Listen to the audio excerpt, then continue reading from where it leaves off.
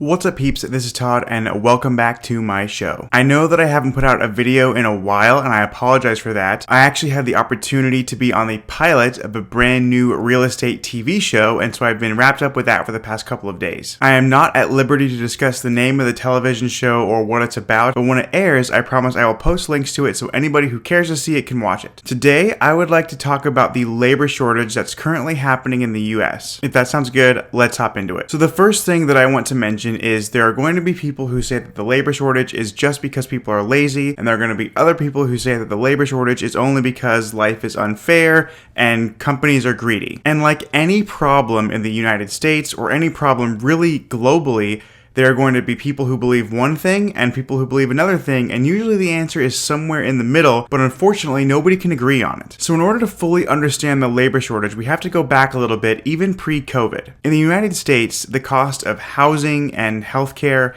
has skyrocketed way quicker than inflation. The generation known as the baby boomers, they could actually get away with affordably going to college and earning a degree and getting a job out of university that would pay for a house and a family and a car and really live that American dream. Now, unfortunately, the cost of tuition at universities has gone through the roof. Right now, we are in hyperinflation. I worked in the health insurance industry for 5 years, and I know that the cost of health insurance has also skyrocketed. And unfortunately, wages have remained relatively stagnant. Now, I am not a government leader. I am not some world-famous economist or anything like that, so I'm not going to articulate my opinion on whether or not the minimum wage should be higher. But if anyone is curious, if minimum wage tracked with inflation, if basically it was rising at the same rate, minimum wage today in the United States would be about $30 an hour. Now again, I'm not saying that it should be $30 an hour. I'm just saying that if it kept up the pace with healthcare and universities and all these other costs, that's about what it would be today. Now, right now, the minimum wage here in the US is $7.25 per hour. So a lot of the folks during COVID who were essential workers like service workers or people in retail,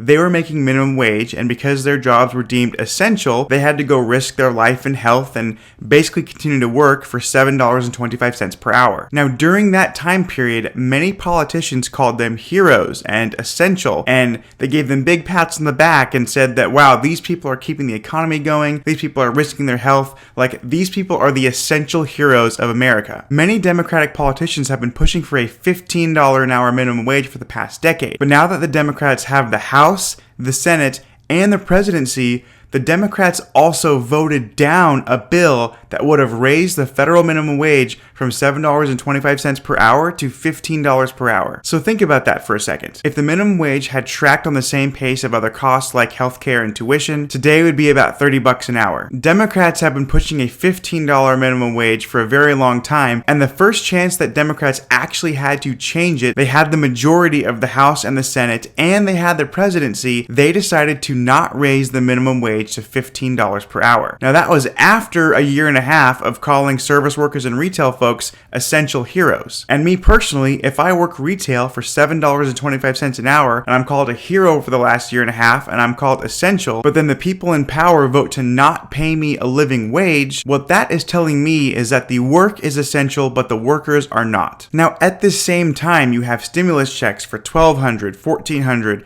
$2,400, whatever it is, and you have very generous unemployment benefits. I can't speak to everywhere in the country, but here in Washington State where I am, somebody on unemployment could be collecting $1,100 per week. So again, check this out. There could be somebody who's working a minimum wage job, getting yelled at by their boss and yelled at by their customers, and their job sucks, or there could be someone sitting at home on their couch collecting $1,100 per week. Now say whatever you want to about people who are lazy and entitled or whatever, but me personally, that is a better deal. It's a better deal to stay at home and collect $1,100 per week than to work a minimum wage at a job you hate where people mistreat you. In a couple of days, the government will also start paying the new child tax credit to people with children. That's going to be up to $300 per month per child. Now, on the one hand, some people are saying that this child tax credit is great because if they're paying you $300 per month per child, hopefully you can use that to daycare and then get back to work. But the average cost of daycare in the United States ranges from $480 per month to $1,700 per month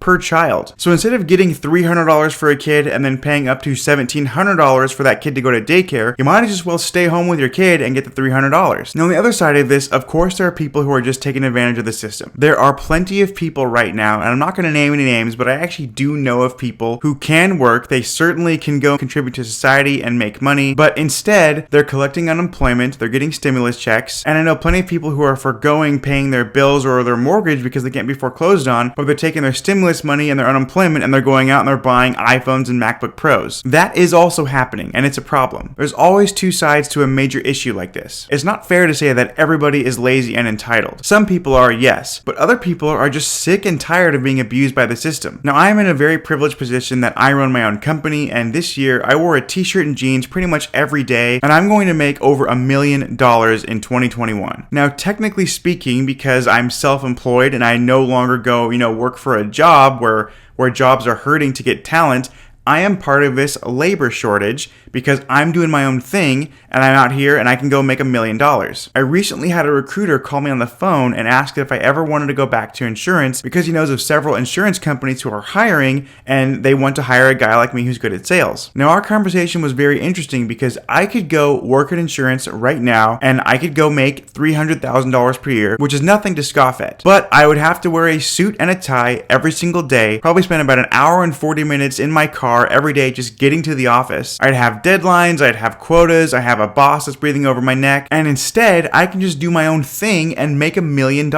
Over 3 times the money sitting from my house wearing a t-shirt and jeans. In other words, it's not worth it for me to go back to work in the traditional sense. The fact is, running my own company, I can work about 20 hours per week less. I can be in the comfort of my own home. I don't have to wear a suit, and I could make double to triple the money. For some folks, financially speaking, it's a better deal for them to stay home, to stay safe, to keep collecting unemployment and not go back to a job that they hate, where the boss treats them like shit and the customers are mean to them, and where they have to hire a babysitter to go take care of their kids. So I think this is a very complex problem, and unfortunately there is not a one-size-fits-all solution. But I would love to hear what you guys think in the comment section. I am always open to a conversation, and I hope this video was informative to you. Peace.